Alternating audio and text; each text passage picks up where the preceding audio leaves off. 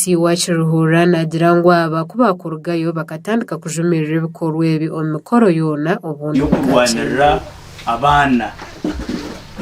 na munonga ababishya bari vulnerable more vulnerable than their male counterparts.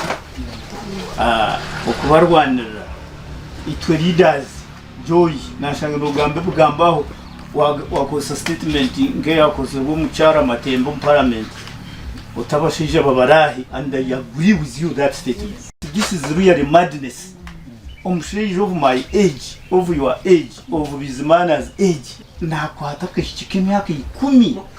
bakunda yayongera yoreka habwenci okuhingira abaana bakiri bato omuri Kiruhura kuremeyiro. Problem in Kiruhura of teenage pregnancies, of early marriages, of children getting out of school, dropping out of school, not because they don't have the money, just because of culture and all those related issues. Ebindi neshayi nebye bitokoza bwengo ebye basigazi bakunywera mu matawuni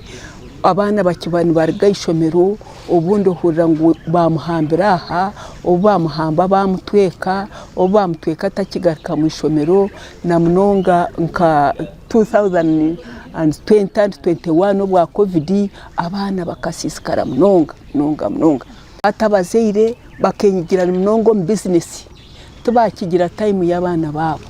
tubakitama nabo tubakiganira nabo no huriro mukazi yajate bito gumwana cyeha kahenwa ki tamwe nankane cyumuro cywaga Nora Kajenyi old CDO wa Kiruhura nawe nayitombuita ahabwa abazire kunagirira abana babo omubwire bugomerera eki okwaba no kukansoringa abazire bakacceptinga abana babo bakareka kubatwara nkaba huire mu value kareka kumutwara bamwe nibabete pagaro abandi nibabeta shemu ebyo nibyo twenda kuyihamu ombantu beitu ngo abana mwana kwaragire ensibe yatera okoni nkoko wafutegurwe kinyatsi oketura hansi konkati kumaza munoza gumaho notekwa kwimukaho no gumuza mu rugendo rwawe wefowe butumwebaze o director w'ekitongore cya Kiruhura Women in Development na Moses Ntege owa Joy for Children bahaye bitekateko byabo aha cyakumaraho muzo. Where a father in a home still takes a decision over his 4 old grown-up boys and girls and can say, you see, my granddaughter X and Y, I feel I should marry her off and I want to make friendship with the RDC's family. So the old man, grounded in his home, still takes decisions and can marry off the granddaughters, even when the sons and the daughters have the capacity to educate the girls. The bigger issues, but also majorly the other issues is the value or the rights of women, how women are perceived in the society here. I think it's an issue that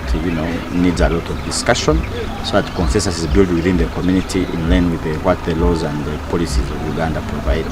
and other international instruments. Wagamba hono mu myaka 14 kandi owakoze uruhe bukorwa nkebi kandi ibintu byo byatuka kare kuruga kare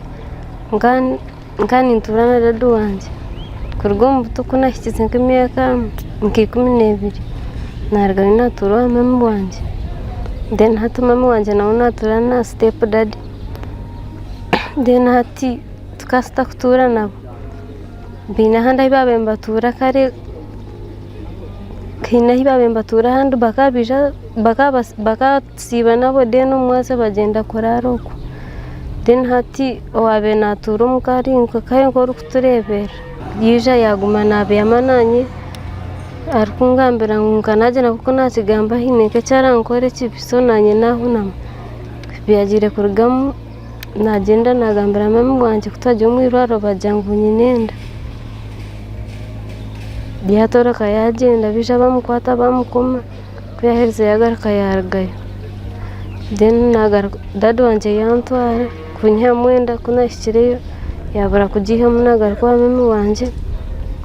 nogwire bokuza kubashikire banzara hiraro banshemeza. Kiruhura district ni yeri kukiza yo kuhingira abana bakiri bato omuru burenge rwizoba na no mubaro gw'abana oguru kurenge 18 mu myaka 5 gasha kwa Job Kato aha wa Sky TV ag'enshonga. ngira ngo abakiine ekiteekateeko ky'okuhingira abaana bato mushemereire kukijunwa nk'ekibi ahabw'okuba nayo ni sitaano mu bicweka byaitu ekyo kyatitya amuheru gw'amakuru g'ekicweka kyaitu ky'okubanza ekyag'enshonga ago mwabazi ogu Targas Kite